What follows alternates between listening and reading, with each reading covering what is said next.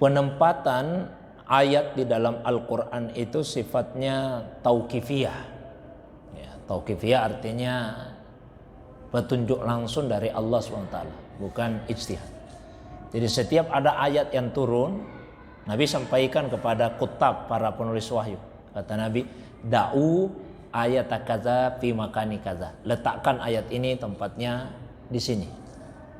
Ya, sehingga kita mengenal adanya dua tertib, adanya dua urutan surah dalam Al-Quran. Ada namanya tertib al-mushafi, urutan berdasarkan letak dalam mushaf, dari surah Al-Fatihah, Al-Baqarah, Ali Imran, An-Nisa, Al-Maidah dan seterusnya. Ada yang disebut dengan tertib nuzuli, urutan berdasarkan turunnya. Ya, surah Al-Alaq tentu saja yang pertama. Kemudian ada surah Al-Mudaththir, Muzammil dan seterusnya. Nah, jadi ini sifatnya tauqifiyah. Meskipun demikian, para ulama kita itu berusaha untuk mengkaji apa hikmahnya, sehingga misalnya setelah surah ini kemudian surah ini, begitu juga setelah ayat ini kemudian ayat ini. Ya, itu dikaji oleh beberapa ulama kita. Salah satunya oleh Imam Al-Biqai dalam kitabnya Nazmud Durar.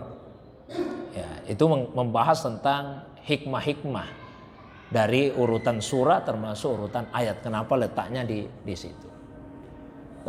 Tapi sekali lagi itu sifatnya ijtihadiyah, yang dilakukan oleh ulama kita itu ijtihadiyah, sehingga bisa jadi tidak memuaskan semua orang dan bisa jadi pula tidak disepakati oleh semua orang, karena ulama bermaksud untuk mengetahui apa ini hikmahnya kok seperti ini.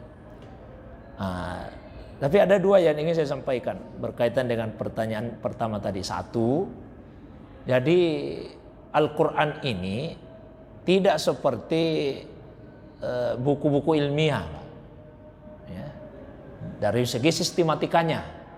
Kalau misalnya buku-buku ilmiah kan misalnya satu pembahasan tuntas, satu kemudian yang pembahasan yang lain lagi dan seterusnya. Katakanlah misalnya kalau model penulisan ilmiah sekarang mungkin bab 1, kalau pakai bab 1 tentang ketuhanan misalnya, masalah Tuhan semua dibahas di situ. Bab 2 kenabian misalnya. Ya, bab 3 tentang malaikat misalnya. Nanti setelah tuntas semua baru pindah masalah sholat, masalah puasa dan seterusnya, Pak. Kan itu model penyusunan yang sifatnya ilmiah. Tapi Al-Quran tidak begitu modelnya. Nah, di antara hikmahnya itu adalah supaya kita tidak memilih-milih. Jadi kalau ingin paham satu persoalan komprehensif, kita harus membaca itu sekian banyak surah. Coba kalau misalnya dipilah-pilah seperti itu, saya suka pembahasan tentang salat deh, jadi surah ini saja yang saya baca yang membahas tentang salat, yang lain-lain tidak dibaca. Nah, taruhlah misalnya ketika ada yang ingin mengkaji tentang Ibrahim, wah, dia tidak hanya membaca surah Ibrahim saja, karena ada sekian banyak surah yang juga menceritakan tentang Nabi Ibrahim.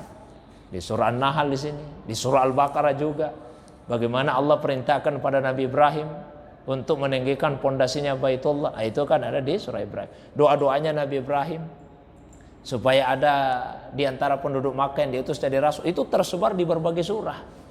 Jadi di antara hikmahnya itu supaya tidak hanya fokus kepada satu surah, dibaca aneka macam surah-surah yang terdapat dalam Al-Quran. Nah, khusus untuk di surah An-Nahl ini, kalau kita lihat sebelum dan sesudahnya, itu kan ceritanya tentang orang-orang Yahudi. Ya, jadi ceritanya itu tentang orang-orang Yahudi. Jadi bisa dibaca misalnya, wa 'alal ladzina hadu harramna ma qasasna 'alaik, dan pada orang-orang Yahudi itu kami haramkan. Itu di ayat 118. Nanti setelah 4 ayat yang berbicara tentang Nabi Ibrahim, kembali lagi tentang orang Yahudi itu. Innama ju'ila sabtu. Nah, kemuliaan hari Sabtu. Ya, kok dicerita tentang Ibrahim? Karena Ibrahim ini tadi yang sering disebut-sebut orang Yahudi sebagai patronnya, sebagai teladannya. Allah ingin tunjukkan, kok Nabi Ibrahim itu dia tunduk taat kepada Allah SWT. Kalau kalian betul-betul meneladani Ibrahim, mestinya kalian juga seperti itu, tunduk taat patuh kepada Allah. Tidak seperti sifat kalian sekarang ini. ya, yang mendurhakai Allah Subhanahu wa taala, minta sendiri satu hari khusus dijadikan ibadah lalu ditentukan hari Sabtu, malah kemudian tidak memuliakan hari Sabtu tersebut. Itu diantara